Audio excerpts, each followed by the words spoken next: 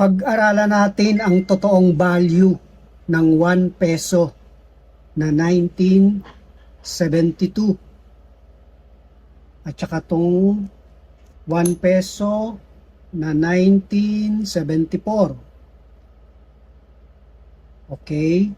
Meron din tayong 1972 na uncirculated, brilliant uncirculated.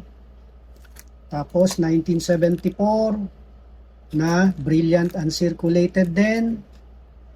Meron din tayong tinatawag na proof coin na naka-case na 1974 naman to.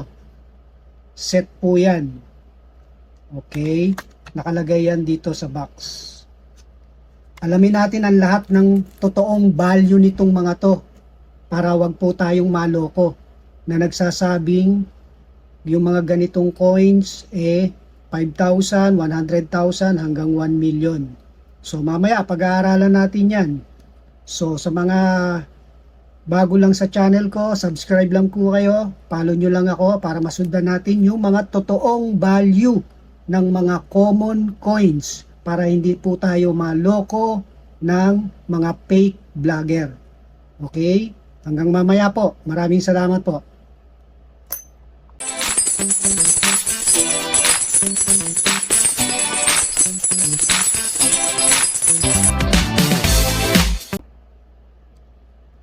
Okay guys, welcome back to paper coinage. Paper coinage po ulit tayo.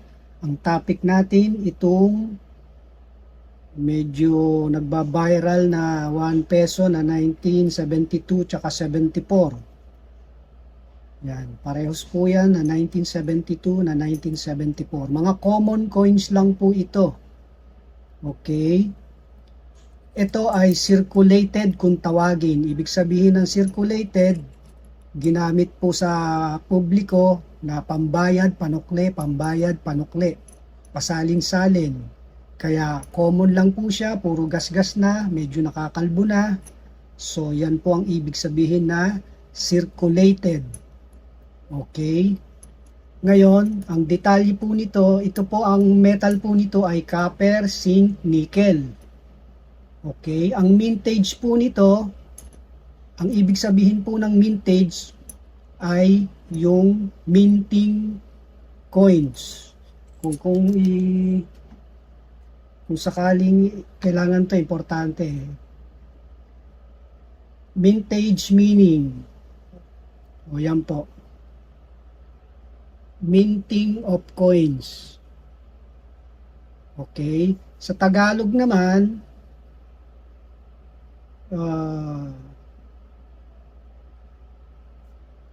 paggawa ng salapi. Okay? Pinapakita ko yan kasi yung iba, kahit nakalagay na dyan yung mintage, 121 million tung 1972, ibig sabihin 121 million po yung ginawa, yung number of pieces nito tung 1972. Ganun po kadami, 121 million yung nakakalat sa buong Pilipinas na ginamit itong panggastos. Okay? So napakadami po nun, halos lahat ng Pilipino meron nito. Kaya hindi po ito rare, hindi po ito nabibili ng mahal. Okay? Hindi ito nabibili ng 5,000, 100,000 o kaya 1 million. 'Di ba? Kasi meron pa sa akin in-screenshot pa yan. Tapos sinend sa messenger ko. Sinabi ko daw million daw yung halaga. Bakit ayaw ko daw bilhin ng milyon? Okay?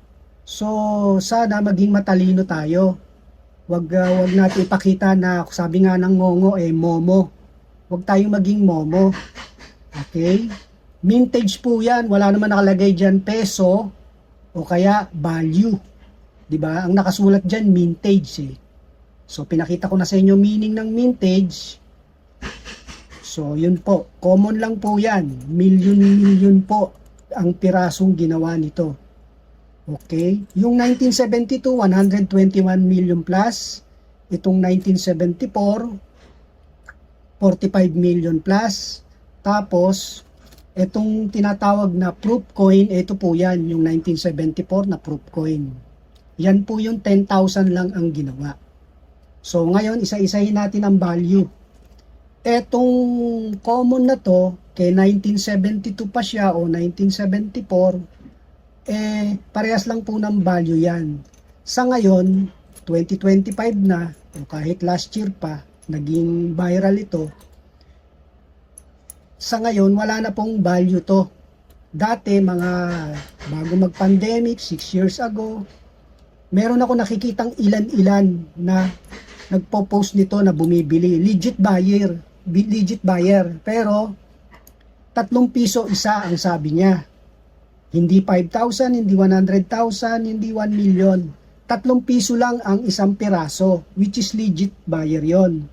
Pero, limited lang yung kailangan niya. Dati pa yon. Matagal na, mga 6 years ago. Pero nawala na yung mga bumibili ng 3 piso isa. So ngayon, kahit 2 piso isa, wala na po. Ang alam ko ngayon, per kilo na yata. Bibilin ito per kilo. 100 pesos, 1 kilo. Parang ganun. So, hindi ko alam kung sinong buyer. Ganun po ang bentahan na nito sa sobrang common niya. Okay? Common lang po ito. Pag sinabing common, circulated, pinagpasapasahan, ginamit pambayad panukli. Wala pong value na po ito sa ngayon. Ang sakaling merong value na lang to, per kilo na lang. Kaya wag maniniwala sa mga fake vlogger na nagsasabing 5,000, patuloy silang bumibili, na nagsasabing 100,000, may 1 million pa. Okay? So, wag sana tayo magpaloko. So, kung patuloy kayong nakasubscribe doon, nakapalo kayo doon, patuloy kayong naloloko. Kasi yung mga fake vlogger na yan, patuloy silang gagawa ng mga video na common coins na walang value, tapos sasabihin nila, bumibili sila ng ganon. Para panoorin mo yung video nila, para magpatuloy kang mag-subscribe sa kanila, abangan mo yung mga common coins na meron ka, nasasabihin nila na may value yon. Ikaw naman, tuwan-tuwa ka, kasi talagang meron ka eh. Yung mga rare coin na wala ka, halos hindi sila gumagawa ng video ng ganun, kasi wala ka, walang manonood. Hindi ka magkaka-interest. Ang publiko ay hindi magkaka-interest. Magkaka-interest yun dun sa mga common na halos lahat meron. Tapos sasabihin na may value. Yon. Ang intention nila doon para mapanood mo yung video nila, maraming views, maraming followers, maraming subscriber. Habang pinapanood mo yung video nila, meron dong advertise na lumalabas. Doon sila kumikita.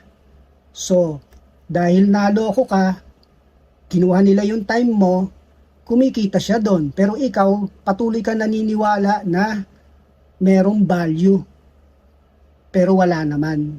Di ba? So, siya lang ang nakinabang dahil kumikita siya doon sa advertise habang pinapanood mo yung common coins na wala namang value, na patuloy kang niloloko. Okay? So, ngayon, yan, wala pong value na yan. Ang totoong may value nito ay pwede nating sabihin ganito. Parehong common lang to. Kaya lang ang pinagkaiba nito, ito po ay uncirculated. Ito naman ay circulated. Okay? Pag sinabing uncirculated o brilliant uncirculated, tulad yan, naka-plastic pa, iniingatan na wag magasgas. Magmula pa lang sa bangko, itinabi na yan for collection purposes. Diba? So, bihira na yung mga ganito. Ito, nagkakaroon ng value dahil sa kondisyon. Pero, nananatiling common pa rin yan, nakatulad nito. Ang pinagkaiba nila, sinabi ko na, circulated at saka uncirculated. Pwede rin brilliant uncirculated dahil makintab. Walang gas-gas, maganda ang kondisyon. Yung mga ganito, nabibili rin ito ng 50 pesos, 80 pesos, ganon ang bentahan. Depende sa demand ng buyer.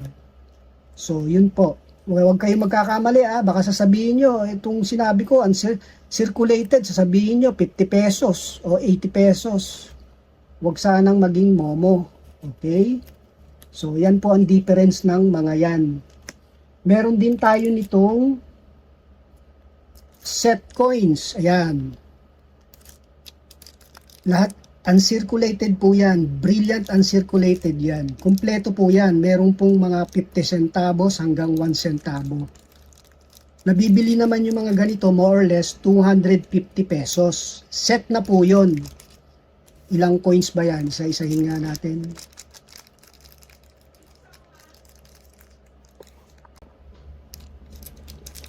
Okay, ito ay merong piso. Meron siyang 50 centavos. Kikita nyo, napakaganda ng kondisyon. Brilliant. Meron din siyang, buhos ko na lahat. Meron siyang 25 centavos na 1 luna. Ganda ng kondisyon. Lahat po yan brilliant, uncirculated. Meron din siyang 10 centavos. Gaganda ng kondisyon, di ba? 5 kung tawagin. Di ba? 5 duling. Yan yung pinakasikat dati na 5 duling, kumbaga. Hindi naman siya duling. Brilliant, uncirculated. Tapos ang pinakahuli, etong 1 centavo. So, set po yan. Lahat yan 1974. Okay. Bali lumalabas to ay 6 na piraso. So mabibili mo to ng 250 pesos. Brilliant uncirculated na po yun. Pero mga common lang po yan. Kaya po nagkaroon ng value yan dahil gawa ng pagiging yung kondisyon niya ay maganda. Okay. So ngayon, huwag magkakamali Itong mga single lang, pwedeng mabili ng 50 to 100 kung brilliant uncirculated. Yung ganitong circulated, wala pong value to. Per kilo na po yan. Pero mahirap pa humanap ng buyer. Tapos kapag set naman na brilliant uncirculated, more or less 250 pesos. Pwedeng kontakin si Bojeg kung gusto nyo magkaroon nito. Baka may sakaling may stock pa siya. Okay, ngayon naman, ito naman tinatawag na proof coin. Yan. Kung makikita mo, yung proof coin, nakalagay dyan yung mintage is 10,000. So, hindi po value yun Wala naman nakalagay dyan pesos o wala naman nakalagay dyan na value. 10,000 is mintage. Pinakita ko na natin, ginugol na natin kung ano ibig sabihin ng mintage kung ilang piraso yung ginawa. Okay? Set po yan, proof coin. Special coin po ito compare dito sa circulated na ginawa. For collector purposes, hindi po ito para pang-business, pang-gastos. Okay? So, yan po yung proof coin. 10,000 piraso lang po ang merong ganito. Tapos, ito, ang value naman nito ay depende sa seller mula jackpot mo kung makabili ka nito ng 1,000. Pumapalo to ng 2,000 hanggang 2,500. So, depende sa seller, depende rin sa kondisyon. Ang unang medyo pumapangit ang kondisyon dyan is, ito yata, kasi parang aluminum to So, yan. Kaya ito maganda pa kondisyon, kaya pwedeng mas mataas ang value nito. Pwedeng nasa 2,000 to hanggang 2,500 kasi hindi pa siya parang naagnas. Meron yung iba kasi medyo parang nabubulok na to Yon. Depende pa rin sa kondisyon. Yan po ang proof coin. Meron po yung box. 1974 lang po ito. Walang 1972. Yan. Diyan nakalagay yan. Ganyan. Proof coin 1974. 1,000 hanggang 2,500 ang pwedeng bentahan po nito. Set ng brilliant uncirculated, pwedeng more or less 250 pesos. Pag brilliant uncirculated na piso, common din, pero napakaganda ng kondisyon, brilliant uncirculated, 50 pesos hanggang 80 pesos, may mga buyer na lumilitaw. Diba? Pagka common, eto, yan yung marami kayo. Huwag maniniwala na may value to. Wala na po, hindi na po ito nabibili. Okay? Hindi po ito silver, hindi ito gold. Ang content ng metal po nito ay copper, zinc at saka nickel. 121 million ang ginawa. Yung 1974 naman is 45 million. Okay, wala pong value yan. Huwag maniwala sa 5,000, 100,000 o 1 million. Meron lumabas kay na 1 million yung 1971. Ito. Yan. Yung 1971, parang inaltered yung likod niyan. So, pinalitan po yung likuran. Gumawa sila ng die nila na ganyan ang itsura, no limit tangere, merong Republika ng Pilipinas sa likod, Bangko Sentral, tapos 1971. Okay? So, ito sinadya po ng isang collectors. Dininay na po yan ng BSP na wala silang inilabas po na 1971 na ganyan. So, sinadya po ang pagkagawa niyan sa likod. Binago po itong likod na to. Pinlat muna, tapos gumawa sila ng die, tsaka deny nila. Kaya makikita mo, yung iba medyo marami-rami pa yan. No? Okay, so yan yung sinasabing 1 million na nabebenta. Pero hindi rin po totoo yun. Wala namang totoong buyer na 1 million. At saka wala naman talagang 1971 na ginawa. So yan, kung gusto mong magkaroon, depende na sa buyer. Nagkakaroon din ng konting value yan dahil gusto nilang magkaroon ng ganyang itsura for collection. Pero alam nila at saka dapat i-declare ng seller na altered yung likod niyan, na hindi yan galing sa BSP. Diba? So, ang value niyan, depende na kung magkano bibili ng buyer. At wag ring maniniwala sa mga bumibili ng mga 20 pesos na lagpas kwelyo. Marami na po akong na-encounter nito, pinanukli at pinanggastos ko rin. Hindi po totoong may value yung lagpas kwelyo. Diba? Gaya ng in-explain ko kanina, habang pinapanood nyo yan, naloloko lang po kayo. Kasi siya lang po yung nakikinabang. Kinukuha niya yung oras mo para panoorin mo yung video niya. Kumikita siya dahil sa advertise. Yun po yun. Yan, binulgar ko na po kung anong intention niya. Patuloy siyang gagawa ng mga common coins na magkaka-interest ka para panoorin mo yung video niya. Siya ang nakikinabang doon sa patalastas advertise habang pinapanood mo yung common coins na totoong wala namang value, na sinasabi niyang may value at bibilin niya sa'yo, ikaw naman umaasa na patuloy na ang hawak mong common coins ay may value. Tanungin mo yung sarili mo kung meron na ba siyang nabili sa'yo na libo-libo ang presyo. Di ba wala pa? Ano pang ginagawa mo? Bakit patuloy kang nanonood sa kanya? Huwag pagpaloko. Okay po, yun lang. Maraming salamat. Bye-bye.